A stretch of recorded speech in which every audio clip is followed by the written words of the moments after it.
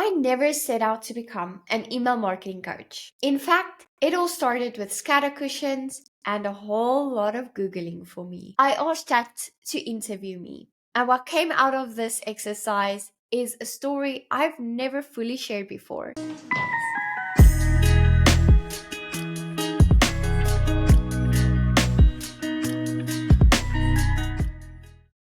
Hi, friend. Welcome back to the Inbox to Income podcast. I'm Liesel, and today's episode is going to be a little different. No teaching today, no how to steps, but just a real, honest conversation between me, ChatGPT, and you. I asked Chat to interview me, and what came out of this exercise is a story I've never fully shared before. The messy, unexpected journey from building my very first e commerce store to becoming the go-to Klaviyo girl you know today. So if you've ever felt like you're figuring this out as you go or wondering when it's all going to click, this one's for you today. And I would love to share my story with you. So let's dive into the questions. Now, the first question ChatGPT asked me was, what was your very first online store? What were you selling? And what inspired you to start? So I feel like I can't answer the question, what inspired you to start, without going back to the very beginning. And my very beginning, or the pivotal moment in my life, as I define it, is when I was 15 and I was in church, and there was a pastor visiting from America in South Africa who literally walked up to me in church and touched my shoulder and told me, I feel like one day you are going to inspire women in business. And that became a defining moment in my life. And it's really where I decided, well, no matter what happens, I will end up owning my own business and trying my best to inspire. So that is really my why. It's everything I do, every decision I make is with that in mind and knowing that I am 1000% um, trying to really help and inspire other women. But anyway, fast forward, I went and studied interior design, and then I started working in the field in South Africa. And obviously, I was young, I was 21 years old, and I was working for a lovely lady, but it was a small team and I was carrying a lot of weight. I was wearing many hats in her business. I was doing a lot, I was working a lot of hours, and I wasn't earning, well, basically any money, not enough to survive anyway. Like a year and a half or 2 years after I started with her, my now husband had moved to Abu Dhabi and he was going to work at a golf course. And well, we weren't dating or anything, but we continued chatting after he left. And then a couple of months later, I was like, you know what, I'm not going to be able to pay off my student loans, and the lady I was working for wasn't willing to give me a raise. And I just decided, screw it, I'm going to resign. I'm going to head on this adventure. I am an adventurous person and I don't fear a lot of things. So I decided to get on a plane and go interview to work at Etihad as a cabin crew. We knew that it was pretty easy to get in there. They were hiring a lot of South Africans at that time, and the money was really good and the adventure was there. So I went and we spent 5 years there. I hated every single minute of the job because it really felt like I was losing a lot of potential and time. But anyway, I was on a layover in Shanghai one day when I was sitting in a coffee shop, and it was really beautifully decorated. And I still believed that interior design was my calling. And anyway, and I was like, okay, but what can I do right now? I can't start decorating people's houses. I can't start an interior design company, but I can start an online store because that I can do while I am traveling so much. Anyway, so I started meeting with manufacturers in Shanghai and I designed my own scatter cushion range. Looking back, I'm pretty embarrassed at the designs. It was so basic. But you know what? It was a start. And I started building my website, my first e-commerce store. And I think I started on Wix, but very soon after that pivoted to Shopify because I just could not understand Wix websites. The user interface was not user friendly for me at that time. And I heard a lot of good things of Shopify. And at that time, they actually had like a longer trial period than they do now. So I didn't have to pay for it yet. And so I could build and not pay anything, which was great because I didn't have money to pay. And that is how my first online store started. Scatter cushions, and I tried to sell online. It didn't go well, but we'll get to that in a minute. Okay, so let's move on to the second question. What were the biggest struggles in those early days? What felt overwhelming or frustrating? Well, this is a loaded question.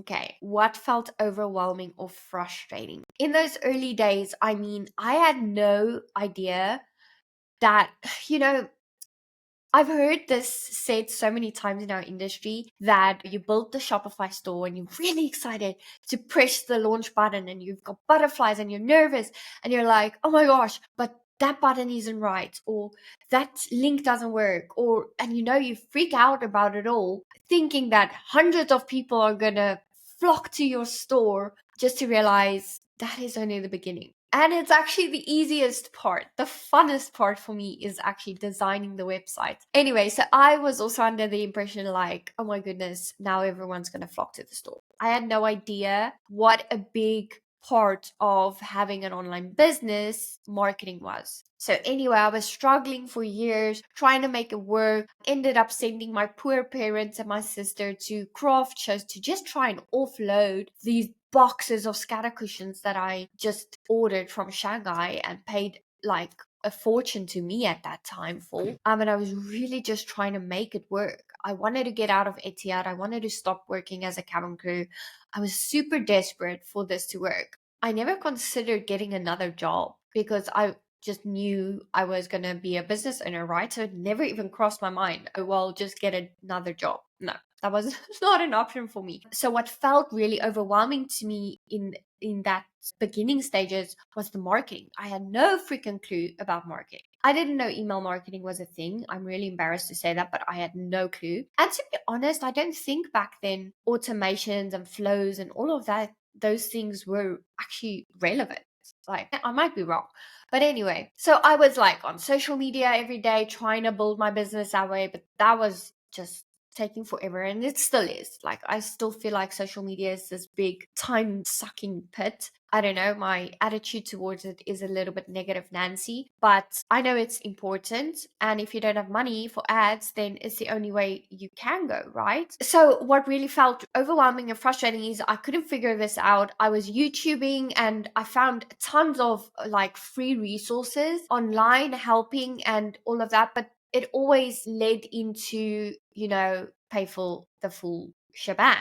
And I didn't have money. Like, I would have loved to pay for someone's course. I would have loved all of that, but I just didn't have money. It wasn't an option for me. So that was really for me the most frustrating thing is I know I want to learn how to market my store, but I don't have time to hire someone or pay for someone to teach me this stuff. And I have no clue what I'm doing. Like, the free resources only take you so far. And then it's like, okay, now what now? So yeah, that's what was really overwhelming and really frustrating for me. Now, the third question chat asked was, what made you decide to join a membership eventually, and what did it teach you? Okay, so yes, eventually I was like, you know what, I've gone through all the YouTube videos, I feel like, and I'm definitely not getting anywhere. And it's either figure this out right now or close it and go look for a real job. And I was like, nope, not happening. So I looked at my budget and I started cutting a few corners and saying, okay, I'll like give up eating out once a month to be able to pay for this e-commerce membership. It was called the Social Sales Skills. It was really amazing and I highly recommend it if you are looking for an all-in-one solution to marketing your business. And yeah, I got into that membership and it changed my life. It taught me everything I know. It gave me confidence, that's for sure, but it did not help me explode my online store. I did not profit from an online store. I did not start selling like hotcakes. But that was on me, not on the processes. Because once I got into that membership and I started booking the coaches, like once a month, I would put away $50. Now, just remember, $50 for me as a South African, that's a lot of money. But anyway, I would pay the membership every month and I would pay to speak to one coach a month. That's what I could afford. And during those conversations, they were really helping me. I was learning a lot in terms of how to market, but I still didn't have the budget to do the Facebook ads. I still didn't have the budget necessarily to increase my exposure. Google ads, like they taught all of those things, but a lot of it cost money. But anyway, I was going at it. I was trying my best. I was doing everything. I signed up for Klaviyo because that was what was recommended, but I was marketing to the South African market and it was so hard. And then eventually I switched over to finding artisans in South Africa and trying to do like a drop shipping agreement with them. So I emailed like 50 people, I think. And I was like, I've got an online store. It's really beautiful, but I need product. I don't have products. My scatter cushions clearly aren't working. And I agreed because by that time, the style wasn't stylish anymore. So I needed new product, but I was still not in a location where I could manufacture or make my product. So out of 50 people, about, I think it was 9 people responded and they're like, well, yeah, if it doesn't cost us anything, go ahead. They sent me their assets, like photos, and I just popped it on the website. And then I did start to get some momentum and I made money, but because of the drop shipping agreement, there was no profit.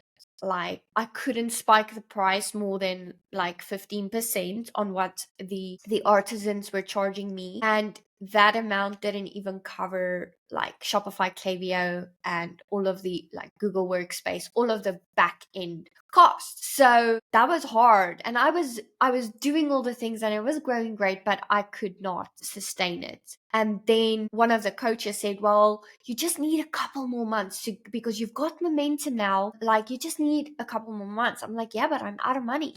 Because at this time I was already living in Saudi Arabia with my husband and I wasn't working. And he was definitely not investing in my business at that time. So she was like, you know what? You're really good at Shopify and you're really good in Klaviyo and you're really good with those things. I've got a lot of overload work and you can help me with that. Like, because I'm actually a graphic designer as well. Because it was part of my interior design course. So during that process, I just started doing random jobs for her. And that is how I started working for other people. And I found a client in that group who saw me interact in the group and me always help. And then one of the coaches recommended me because she was like, you know what, I can't do that, but I know someone who is available. And that's how I met my first and second client, and I worked for both of them together 4 years. But anyway, what it taught me in that membership is, first of all, when you're going at it alone, it's going to be really, really hard. Like you're going to struggle, and all you really need is to be in the room with like-minded people. Like it really, I value community so much. There's not a month that goes by where I'm not in a membership. Now I commit to a membership for at least 6 months. So if I'm like right now, I'm in Amy Porterfield's course creator membership because that's what I'm working on right now. But I highly recommend you be in some type of membership. Whatever your focus is right now, if your focus is email marketing, be in an email marketing membership. If your focus is Facebook ads, be in a membership where they're teaching Facebook ads, where they eat, sleep, and breathe Facebook ads, so that you can be in those conversations, learn from other people's mistakes, and kind of take it and make it your own. So that's really valuable, and a long-winded answer to that question. Okay, question 4. How did you go from learning to freelancing? Was it intentional or did it just happen? Yes, in the membership I was in trying to build my e-commerce store, I fell into a rhythm with the coaches, and that is how I became a freelancer. And I started putting myself on Upwork, and when I connect with someone, it's usually long-term relationships. So I've never had a client for a short period of time. All of my clients have been long term, and I'm still in contact with literally every single one of my freelance clients, because when the working relationship ends because their business changes, our relationship continues. And they would still very often call me for strategy, just to talk things through and kind of build and bounce ideas off of, because that's what I love doing. I do love these conversations. So anyway, yes, it wasn't intentional. It happened naturally, and I realized I'm really good at it. I really like it. I really enjoy it. And I think that was the calling all along, was never necessarily build a business the way I thought it should look, an interior design firm, but build a business that is serving other women and other people in business. So okay, question 5. What kinds of marketing services were you offering at first? Okay, so a trap that a lot of freelancers fall into is offering everything. Okay, now I do believe it is important in the beginning. If you don't have clients or you don't actually know what you like yet, you absolutely have to try everything. Now, I'm a quick learner and I love learning. I'm always in a course. I've always got some type of course open. Right now, it's email storytelling. That's on my computer right now. But anyway, I'm always learning. And I do feel like if you're a freelancer, or even if you're an e-commerce store owner trying to do it yourself, you absolutely have to learn all these skills. So in the beginning, I did everything. I was interviewed to do my first Shopify VA. That was my very first freelancing job from Upwork that actually I didn't get through the membership I was in, but I was on Upwork and she hired me as a Shopify VA. But then she realized, okay, I'm really good at email marketing. She realized I'm really good at Facebook, social media management. She realized I'm really good at Shopify. So that job description just grew, and I was with her for a year and a half doing all the things. And then I was still in the membership, still learning everything I could for e-commerce stores, because now I'm servicing e-commerce stores, and my e-commerce store is kind of on the back burner, not kind of completely on the back burner. I wasn't marketing it. I didn't have time for it. And it was just chilling there, really draining my budget. Anyway, more on that later. And then with my client, who is from Entry Envy, Jen, you've heard me talk about her a lot on the podcast, because my relationship with her was just one of my favorite, like, your dream client. That's what Jen is and was for me. But anyway, she hired me to do Facebook brand videos or Facebook ad graphics. But same thing, I got in there and she's like, oh, but you do email marketing. Oh, but you do social media. And I started doing it all again. And, you don't have, well, first of all, you don't have the confidence to say no to certain things in the beginning of your career, but you also don't really know what you want to do.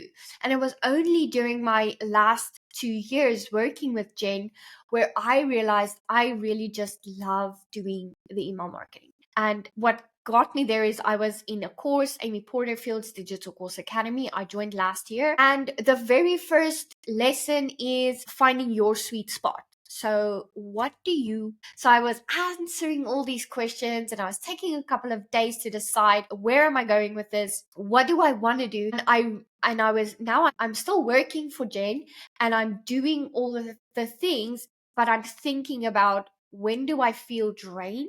And when do I feel lit up? And I have always felt lit up with the email marketing side, because I would go in and I would see, oh my gosh, the email I sent out yesterday made $300 for Jen. And I would be so happy because I could see that.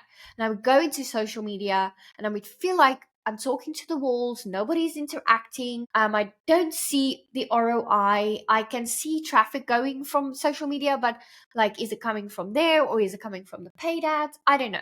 It felt exhausting to me trying to keep up with the trends. Like, it really feels like it just sucks the life out of me. I enjoy YouTube and I enjoy Pinterest because it's more aligned with my life. But me taking video of myself working, it just feels hard. I don't know why, but it doesn't feel aligned with me. And when I'm with my son, I don't want to be recording all the time. So I don't know. Social media is like, I struggle with it. So anyway, during that, I decided, okay, email marketing. I worked really, really hard. I did every single free course on Klaviyo I could do in the Klaviyo Academy. And then I built myself up and I started building this community. And I'm like, okay, I started noting my systems that I already had in place for years, because I did it with my first client in Australia and I did it with my client Jen. And I had these systems in place and I was like, okay, how do I put that into a course? So obviously I'm doing a course on how to create a course, and that is kind of guiding every single decision I make, and it's making me very much aware of my processes that I just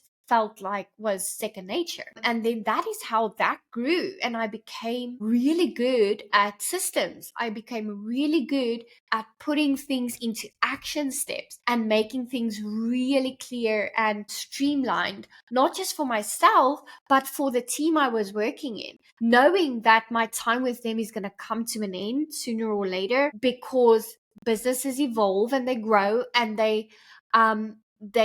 their needs change. And I knew I wanted to get out of the social media services hamster wheel. I didn't want to do it anymore. So I knew I was going to have to get those systems in place for Entry Envy so that the handover is smooth and I'm not leaving them high and dry. So anyway, that is how that happened. And I became obsessed with email marketing.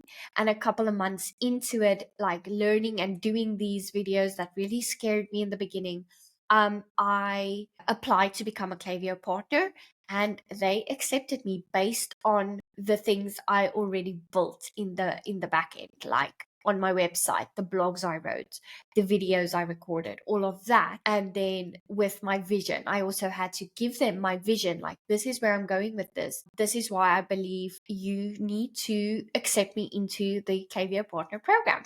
And they did. And I was so happy the day they did, because I really felt like I'm now part of the inner circle, and that imposter syndrome that has been haunting me since the beginning of, okay, but how can you teach something that you didn't succeed in? And I'm talking about my e-commerce stores. That has been causing a lot of imposter syndrome for me. And it was really scary. I'm teaching, but I had to reframe it and realize that, yes, maybe your store didn't work because you weren't working it, right?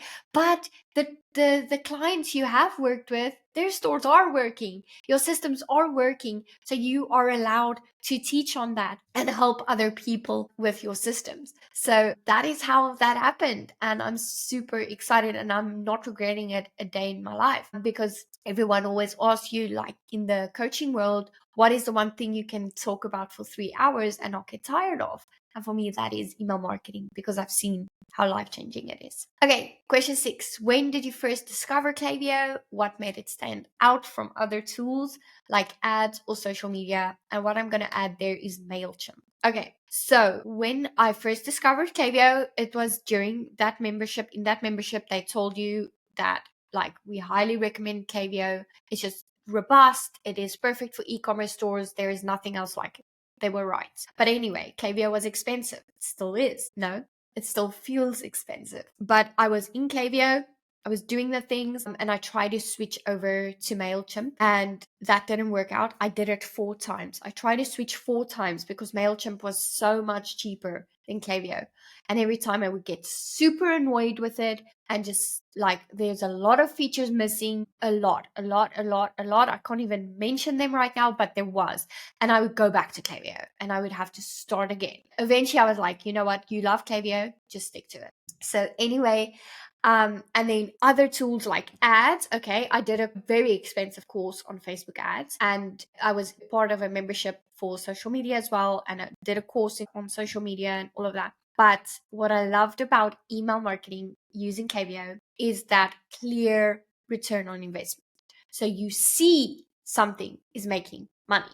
Where with ads, you're like, yeah, we got leads from the ad, but did it translate into actual sales? We don't really know. We'll only maybe know in 6 months. Like, having to try and track and figure out, is this working? Is what I'm doing, is this worth my time and my effort and my money? That was annoying for me with the other tools. So that's why I fell in love with Klaviyo, because I could see if something tanked and I could see if something worked. immediately. I didn't have to wait 6 months to find out. I know immediately, okay, Tuesday's email was a bust or Tuesday's email was a win. So note it down and reuse it. And that's what I love. Also, email marketing doesn't take long.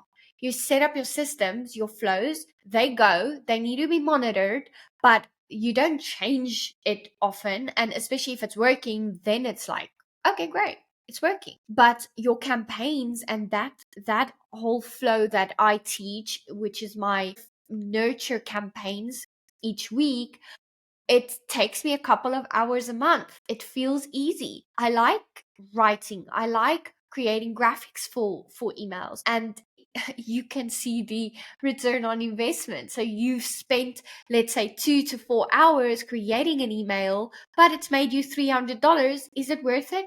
Totally. I'm one of those people, and probably you are too, that thrives on that positive reinforcement. And it's like, ooh, I made money. Let me do it again. Ooh, I made money. So that is what I love about it. Okay. 7 is, why did Klaviyo click for you personally? What made you want to go deep on this instead of doing a bit of everything? Okay, so we did cover this a little bit, but yes, Klaviyo really clicked for me because it was easy to use. The user interface is just so clear and simple. And once you know what a campaign is and a flow is, and you figure out where all the things are, it's really straightforward. It's really, really straightforward. And that's what I loved about it. I really love data as well. I love being able to see what a customer's journey is like, what they're thinking. I love getting into a brand's account and immediately being able to pull segments like likely female or likely male. I'm onboarding a new client right now from Australia, and I just use Klaviyo and Shopify, but mostly Klaviyo, to build out his ICA. So I called her Emma, and I know she's a woman. I know more or less what her age range is, and all of this data I'm getting without speaking to him, only from his Klaviyo dashboard. And that is powerful. There is so much power in the numbers. If you're going to look at the numbers, then you're going to figure out what each brand's business needs, each brand's client, what they like, what their vibe is, what the language is that connects. Because Klaviyo gives you the ability to A/B test. It gives you the ability to look at the numbers. It gives you the ability to pull reports. It gives you the ability to constantly be tweaking and reusing. And that is what I love about it. And it doesn't take 40 freaking hours a week. Like, it's I don't spend more than 10 hours a month on one account's email marketing. I don't. I can promise you that. But I have a rhythm. You're going to take a little bit longer in the beginning, but you're going to get there to a point where it's like, oh, my email marketing made $3,000 this month and I only spent 4 hours on it. And that's what's really good about it. That's what made me want to go deep, is the revenue generated from emails. Okay, when did you know this is a thing you want to build my business around? Okay, so I mentioned this earlier when I was in Amy Porterfield's course, and it was like, what is your sweet spot? What doesn't feel like a time suck? I'm going to show you a visual. Okay, so this is Amy's visual, and it's called the course creation sweet spot. And so your skills and know-how. So I have a lot of skills: marketing, Facebook ads, Pinterest, and then obviously email marketing, social media, all of that. But a struggle, challenge, or desire your audience is facing. So yes, they need revenue from their store. They need to get an income from their store. 3, your profit potential. Email marketing is a highly profitable avenue. And then what lights you up? As you can see, email marketing really lights me up. So that is my sweet spot. And that is what I went with. So that's the answer. This is the thing I want to build my business around, build everything around. And that might change along the line because I grow and I change and my circumstances will change. But at the end of the day, right now, this is what lights me up and this is what's working. The algorithms aren't favoring anyone. I did an episode, I did my email last week, and I was like, who the heck is it favoring? Because one of the social media lady that I was following and I was in her course and in her membership, she was being brutally honest on her podcast saying, well, I feel like I'm being punished because I'm a big account now. and I have a lot of members, followers. And I'm like, oh my word, like, so you're not being favored. I'm not being favored with my 200 followers. So who the heck is the algorithm favoring? Is it ads? I don't know. You tell me. Okay, question 9. What do you wish people knew about Klaviyo that they often overlook? So much. But first of all, the ability to A-B test. If you are not taking advantage of the A-B testing feature, it's so easy to do because it's right there. Every time you do anything, create a sign-up form, want to A-B test, create an email, want to A-B test, create a subject line, want to A-B test, it's right there. You have this incredible tool in your arsenal to be able to really, really figure out what your ICA wants. And if your ICA is like my ICA, they don't talk back. They don't have time to respond to your emails. They don't have time to say yes or no when you ask them a question and you're trying to do market research. So you have to rely on actions they're taking. And nobody's telling you what those actions are, but everything can be found in Klaviyo. And using the A-B testing feature is the fastest way to know, okay, my audience responds to links, inline links versus buttons. My audience responds to highly visual emails versus text-only emails. My audience responds to me being funny and quirky versus me being professional and boring. You know, all of those things can be tested. And I really wish people took advantage of that feature. And then another thing that I wish people knew was that you can pull reports and segments of basically everything. There's the segment feature in Klaviyo has evolved a lot in the last 6 years. But now there's these predictive analytics. So I mentioned it earlier, but I pulled a segment. I didn't know my new client in Australia. I wasn't sure if his ICA was female or male. We had one meeting, we haven't discussed it yet, but I've been doing my audit in the background, and I specifically don't ask those questions because I believe that if someone looks at the data, they're getting unemotional responses. So a business owner like you're emotionally attached. So your idea of your ICA might not be what the truth is. So before I ask the question, who is your ideal customer avatar? I look for myself and I will take it back to him and say, does this look like the person who is constantly buying from you? And then he'll say yes or no, you know, and we'll tweak it a little bit, definitely, because he does have insight into his customer that I don't have and that I can't get from the data. But what I can get from the data is also super powerful. So I feel like that is one of the things that is often overlooked. Like, use that predictive analytics or the predictive tool to create segments and really hone in on who you should be speaking to or who you are speaking to, but you just don't know it. Okay, 10. How has Klaviyo transformed your own business or your clients' businesses? Okay, so we've talked about transformation all along. So for me, it didn't transform my e-commerce store because I didn't give it enough time or energy. However, it changed my life in terms of I can now teach it and I love teaching it and I love helping you build your business on autopilot and build a revenue generating system that really gives you peace of mind and helps you know what? I'm doing a promo sprint in 6 weeks and for sure I will get money from that. Or I know my flows are doing their work in the background and I am getting constant sales from it. So that is how it can transform your business. How it has transformed my clients' businesses.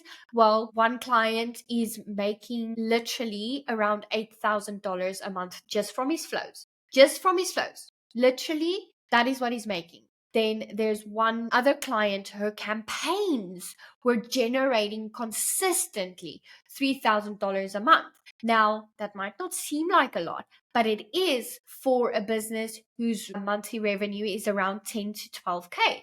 3,000, that's a big chunk of her income, right? And to me, that would be life-changing. $3,000 is a lot of money. So that is how it transforms businesses, because it's money on autopilot for not a lot of effort. So the exchange of time, effort, knowledge, and resources is a little compared to the ROI. Okay, 11. You've built long-term relationships with your clients. What's your secret to keeping clients happy for 18 plus months? Okay, so that's a really good question. And especially if you're a freelancer tuning in, I have systems. I have clear communication with my clients.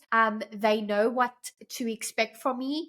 I am very dedicated and I am very organized. So those are the main things that keeps my clients happy. Now, also, I love strategizing. I love being human with them, and I love adding my voice to the discussions I am having with them. So with my clients, whenever I onboard a client, I have this entire onboarding process. I give them a Trello board immediately, and that literally outlines phase 1, phase 2, phase 3, and then our ongoing work. They always know what I'm working on. They don't have to follow up with me. So that is really important. And for me, I never take on more than 3 clients at a time. Ideally, two one-on-one clients at a time, because I am so invested.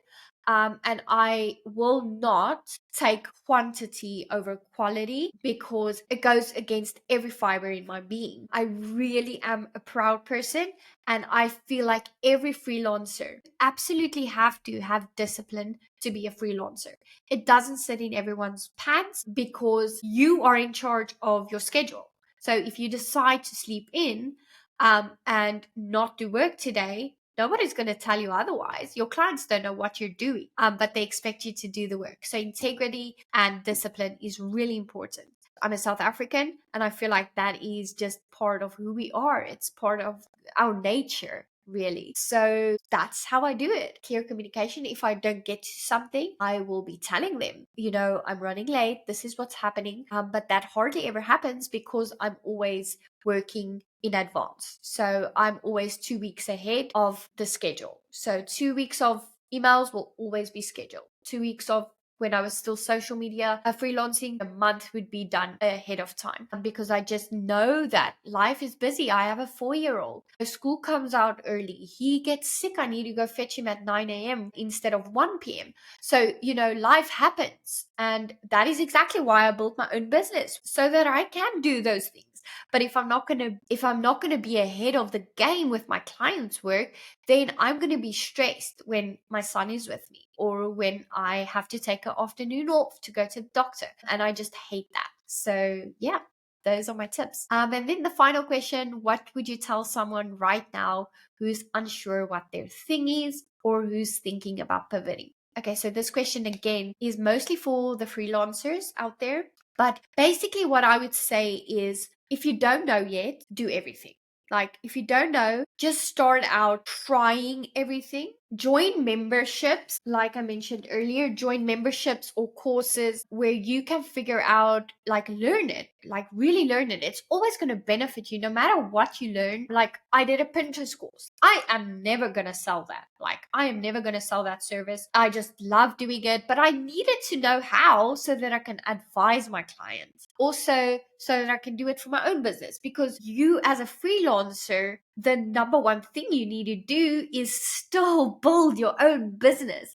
Like, do not make the mistake of thinking, okay, you've got 2 clients or 1 client and you love him or her and that is all you need to do. No, you still need to build your personal brand in the background, because clients are going to come and go. That's the only thing that is certain. It might be in 3 months or it might be in 3 years. It doesn't matter, but clients are going to come and go as life evolves. So do not put your eggs in one basket. Always be building your personal brand as well. And to do that, you need to know all the things. You need to learn, constantly be learning, constantly be taking new courses, be part of the conversations in memberships, and serve with that intention of, let me help. I know something on this topic.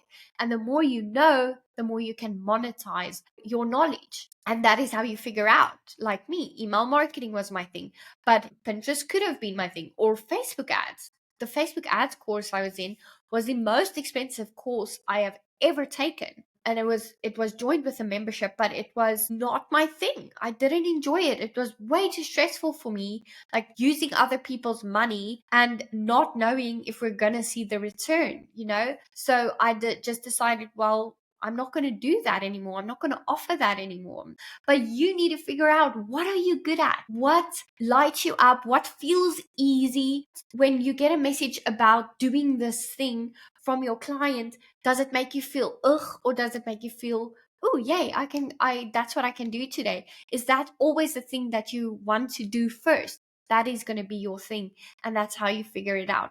And the same goes for e-commerce store owners. If you're an e-commerce store owner, and you know, the number one thing I've seen in the industries is the companies who try to do everything usually don't make a big impact. So if you look at your data, I've actually got a resource. I wasn't planning on saying this, but it's called the bestseller lead magnet blueprint. So in the PDF, I help you look at the data from within Klaviyo and find your best-selling product using reports, and then go all in on that bestseller. Create a lead magnet, create an entire funnel for that specific product. And I do believe, as e-commerce store owners, when we decide to focus our energy on one product that we know that has been validated already, that is our bestseller, it just explodes the revenue potential so much. And I do feel like you need to find your one thing by looking at the data and not making an emotional decision, not the one that you created in memory of someone or created because you love it. No, look at the data. What is your people telling you? What do they want?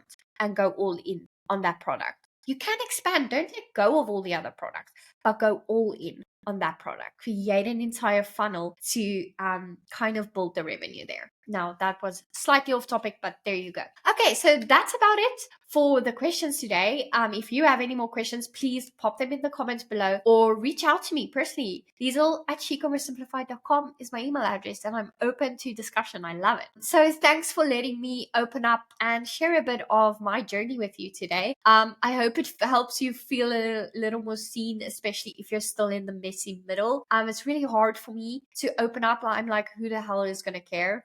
And if you're watching, thank you.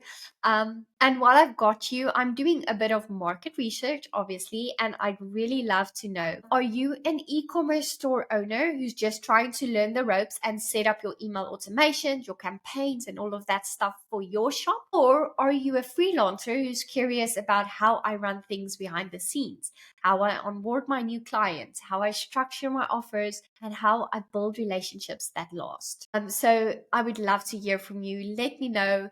I've got some great content planned, but I would really love to know, who am I talking to? Okay, so remember, you can comment below, send me a DM on Instagram. You can find me at shecommerce_simplified, or reply to any of my emails and just say, hey, I'm a store owner, or hey, I'm a freelancer. It would mean the world to me, and I just love to get to know you better. All right, that's it for today. I'll speak to you soon. Bye.